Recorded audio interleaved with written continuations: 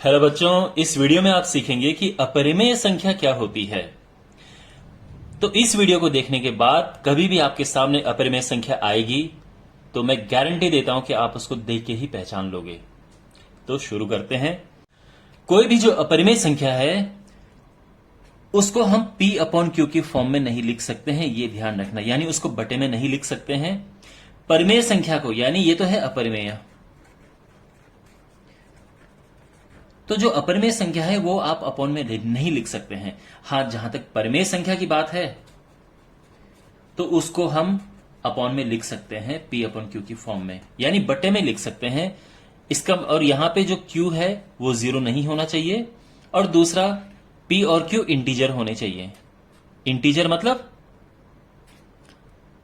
पूर्णांक। तो P और Q पूर्णांक होने चाहिए, ये 0 नहीं होना चाहिए। अभी आप समझेंगे। आसान भाषा में आप ये समझो कि किसी भी संख्या को अगर आप बटे में लिख सको तो वो संख्या परिमेय है, और अगर नहीं लिख सकते हैं तो वो अपरिमेय है। कोई भी संख्या उठा लो, सबसे पहले 0 उठाते हैं। क्या 0 एक परिमेय संख्या है या अपरिमेय है? तो 0 को आप लिख सकते हो 0 बटे 1, बिल्कुल लिख सकते हो। ठीक है भाई, ये 0 नहीं होना चाहिए, ये तो हो सकता है ना। यहां पे तो कहा है कि ये 0 नहीं है, तो इसका मतलब क्या है कि जो 0 है वो एक परिमेय संख्या है। अच्छा, 4 क्या ये परिमेय संख्या है? बिल्कुल, क्योंकि इसको भी 4 बटे 1 लिख सकते हैं। ठीक है भाई, तो 1.2 दशमलव में, फिर तो दशमलव में भी तो इसको क्या लिख सकते हैं? 12 बटे 10 लिख सकते हैं ना। यानी ये सारी संख्या परिमेय संख्या चलती आ रही हैं। अगर कोई संख्या है, अब मान लो 0.333 इस तरह से, तो क्या ये परिमेय है? इसको अपॉन में बिल्कुल लिख सकते हैं। आपने देखा होगा, आपके पास से बहुत फेमस क्वेश्चन है कि इसको आप भिन्न में कन्वर्ट करो तो ये 1/3 होता है वैसे। तो बिल्कुल ये जो संख्या है इसको भी हम भिन्न में बदल सकते हैं। तो अभी तक जितनी भी संख्याएं आ रही हैं ये सारी की सारी परिमेय संख्या हैं।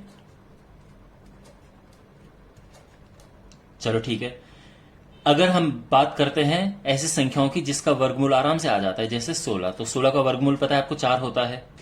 तो क्या यह संख्या परिमेय है? बिल्कुल, यह संख्या भी परिमेय है, क्योंकि इसका वर्गमूल 4 आ जाता है। और 4 को आप लिख सकते हो 4 बटे 1, भिन्न में लिख दिया ना हमने।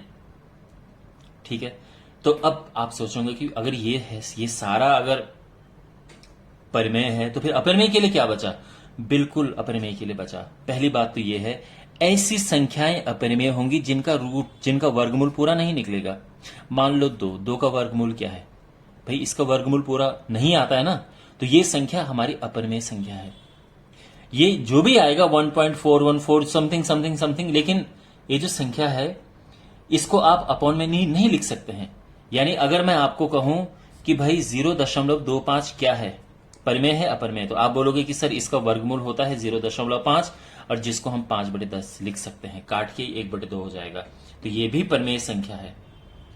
ठीक है, लेकिन अगर मैं कहूं आपसे कि 1.6 क्या ये परिमेय संख्या है? नहीं, ये अपरिमेय संख्या है, क्योंकि इसका वर्गमूल पूरा नहीं आता है। हां, अगर मैं बोलूं 0.16 0.16, तो ये बिल्कुल है, क्योंकि ये 0.4 का वर्ग होता है और इसका पूरा पूरा वर्गमूल आ जाता है। इसीलिए जो ये संख्या है ये परिमेय संख्या है। लेकिन जो ये संख्या है ये एक अपरिमेय संख्या है, क्योंकि इसका वर्गमूल पूरा नहीं आता है। तो पहली बात तो ये है, जिन संख्याओं का वर्गमूल, जैसे √3 है, इसका वर्गमूल पूरा नहीं आता है। ठीक है, अब आप ये बोलोगे कि सर मैं √3 को लिख सकता हूं ना? ये नहीं माय डियर, ऐसे लिखने से कोई फायदा नहीं है। क्यों? क्योंकि बोला है ना कि दोनों पूर्णांक होने चाहिए। ये कहां का पूर्णांक है? तो यानी ये नहीं है, तो ये संख्या भी अपरिमेय संख्या है।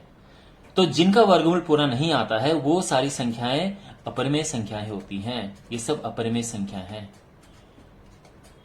ठीक है, हां, अगर मैं √9 ले लूं तो ये परिमेय संख्या है, क्योंकि 3 आ जाता है। पहली बात तो ये हो गई है। दूसरी बात, ऐसी संख्याएं, अब देखो पॉइंट वाली बता रहा हूं मैं, तो ये आपको ढंग से समझना है।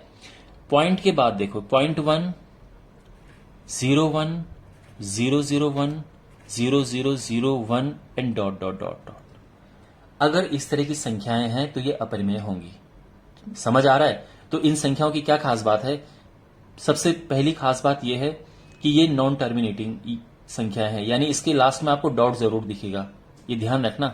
कुछ बच्चे क्या करते हैं, वो देखते हैं 0.10100100 1 और खुश होके सीधे से लिख देते कि अरे ये तो अपरिमेय संख्या है, ये परिमेय है, इसमें डॉट नहीं दिख रहे हैं ना, तो ये परिमेय संख्या है।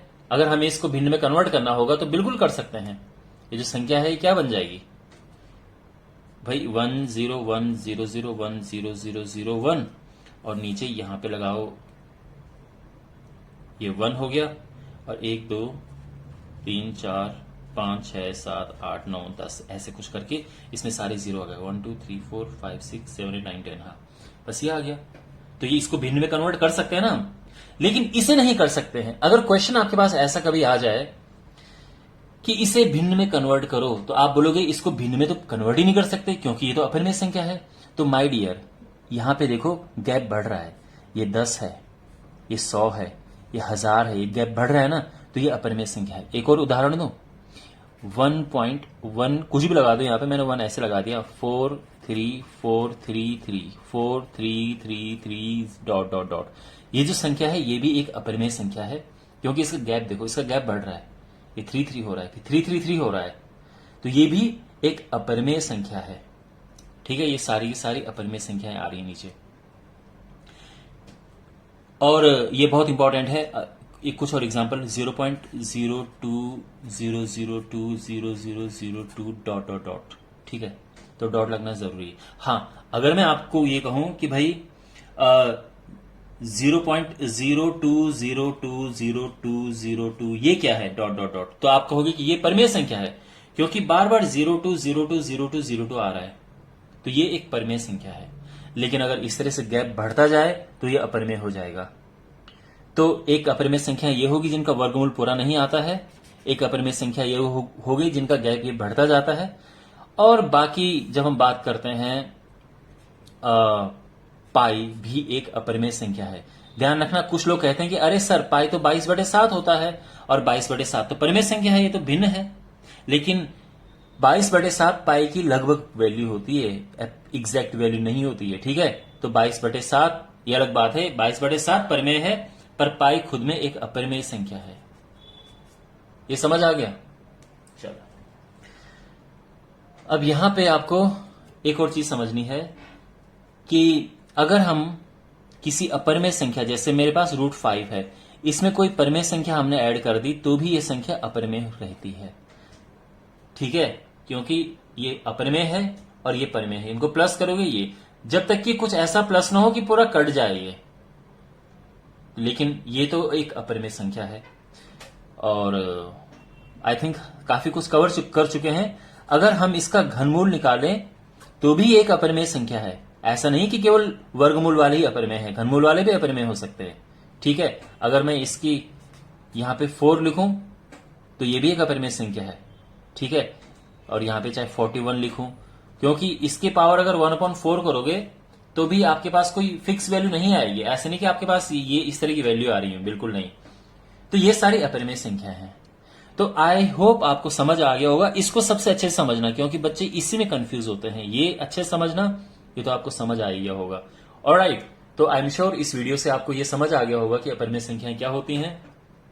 कोई भी डाउट हो कमेंट बॉक्स में पूछना, और बस मिलते हैं अगले वीडियो में। Take care, God bless you.